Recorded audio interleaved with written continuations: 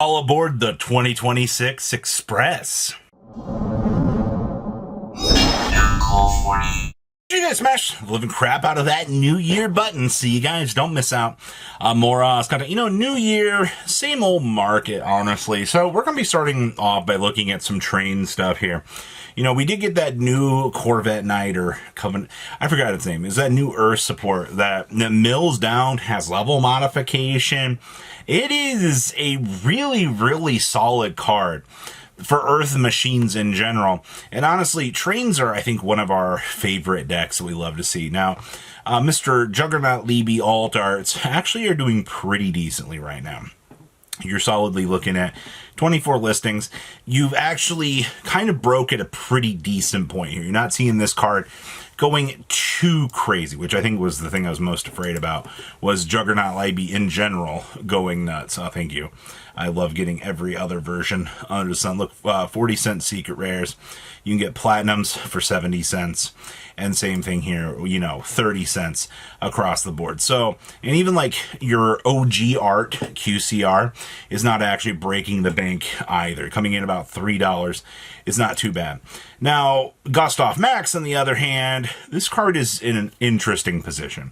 Because you have the Lost Art, which I know people would just infinitely prefer to have the Lost Art, or they would rather have, the QCR. It comes down to your discretion on which version you want. Does look like, though, there is one very cheap listing here. Actually, there's one for $4 and then another for $5.30.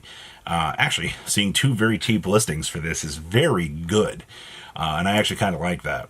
Does look like, on the other hand, your Lost Art is about a $2 to $3-ish card, which, hey, if you are a fan of wanting to pick these up, I mean, these, you can see your awesome drop of a whole 80 to 90 cents on this. But yeah, they're still pretty much holding about $3 to $4 per copy post that. That's not bad. The Super number 27, the ship. This is the odd boy out of the Dreadnought monsters, because I guess there had to be a train that had to go in the water. But to be fair, it's a Dreadnought carrier that has the ability to slot itself into the archetype. Look, I'm not going to say that it makes sense that we got this. We just need to be happy that we did get this. Upwards to $4. Meanwhile, your counterpart is 15 cents for an Ultra, or you can get a Battle of Legend common for a whole whopping penny. I mean, hey, if you need it as a throw-in, I guess. They actually lose money selling these two. But I guess, if it helps sell a bigger card, then typically that's the reason why you list these. Number 20 or 81. This card does not actually have anything really going for it. This would be a card that if they had to make like a decent higher rarity for, I'd totally be cool with this. Also, I mean, this would look good as a, over a frame for sure. But, I mean, 71 cents plus shipping. And then most of the rest of your contenders are coming in at dollars. So, I mean, even if that's the case, it's actually not bad. Good news, though. I mean, you got plenty of... They did a really good job printing this card into the low rarity category and just being like, hey, guys, it's a number monster. Enjoy it. I mean, I guess. The old Yu-Gi-Oh! Zexal World Duel Carnival cards. So these were European or Australian only for the video game. I mean, obviously these versions are legal because they have counterparts, which is, kind of a win in itself. I was worried that we were going to see these cards kind of just disappear and never really repopulate. But it looks like $19 for the Night Express Night, which... And you kind of see, 12.7, had a couple $29 copies sell. But I mean, that was it. I mean, who's really going to look at the set ID on this and go, wow, that's so cool that you have the Ultra versions of this from Duel Carnival. Unfortunately, not really, impressing too many people. Yeah, a whole 3 copies sold back on 12-1, a whole nother 3 copies sold back on 11-2. So the Hustle Russell barely sells as it is. And then, I mean, we do have the special schedule down here, which you have one whole copy available for $9, which, granted, I mean, they were already a hard sell as it was. All right. Yes, the card we're missing the alt art for because one day Konami woke up and said, nah, you guys ain't getting this art. It's so crazy. These are still solid $4, and then you can get the 30-cent to $1 version. I mean, the reality of it is, you know, we're heading into probably seeing this alt art later this year. I can't imagine that Konami's not going to slot this into a set somewhere along the way just to get it into circulation. Because at this point, you know, we do have train support coming, and I guess saying that, you know, you can get the alt art as a selling point here in a future product, it's going to entice somebody. It's not a good selling point, but it's Derek Crane's coming in at 40 to 50 cents though. You can get the super rare, the original print. I love the fact that these stupid tin versions.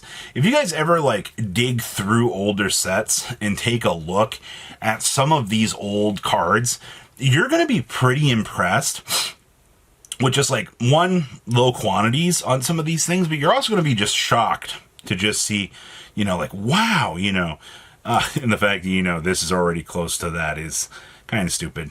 This is very interesting. All right, what else we got back here? The double-headed angler knuckle. You know, I know people that were trying to buy this card out when the market first saw it. I was like, this is a terrible pickup, man. And I was in fact correct about this. Look at this, man. Solid dollars to like $2. Like, that's it. We're not really seeing anything else too spicy with this. And I mean, yeah, you've had sales. I mean, like, this card moves every other day. It's pretty much moving rapidly because, I mean, people do want to build trains. That's the thing. Like, we're not at such a point right now that the market's just like, no, we're not building trains. You know, that's just not what, you know, it doesn't work that way. And then there's this hidden gem. So we do have a way to actually search for Barrage Blast. But this thing's actually pretty decent. It's once per turn, detach any number of materials from a machine exceeds monster you control, that, and then target that many cards on the field and destroy them. And if a machine exceed monster you control be destroyed by battle or card effect, while this card is in your graveyard, banish this card and a machine monster in your graveyard to inflict damage to your opponent equal to the rank of that banished monster times 300. This is supposed to be your finisher when it comes to the archetype, which is actually not terrible. But I mean, we're down to 14 listings at $1.50 to $2 a piece. It's just, it comes from a niche set, Legendary Duel Sisters of the Rose. But I mean, you got common versions, pretty cheap. All right. Urgent schedule. Hey, $5. You can literally hop aboard the express train right now, and you're basically good to go. Meanwhile, stupid $9 to $10 copies. It's crazy to me that the maximum El Dorado versions are actually worth $2 to $3. That's crazy.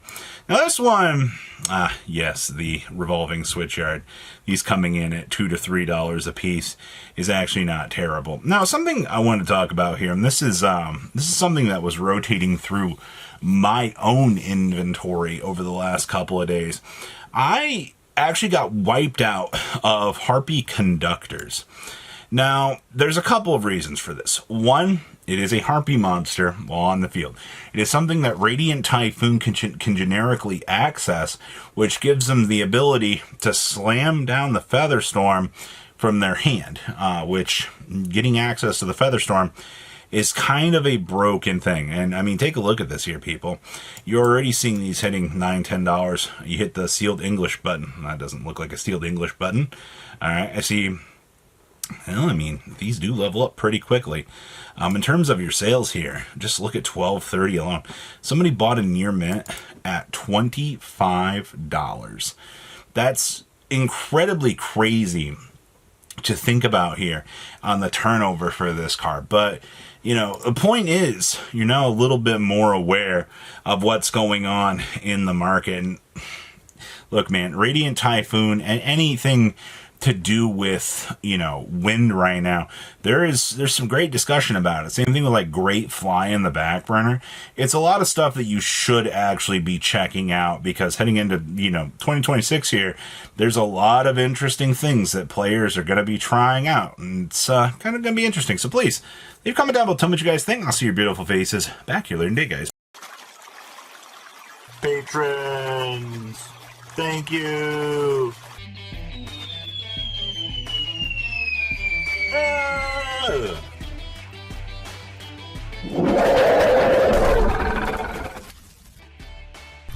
Thank you so much for watching. Check out these other videos.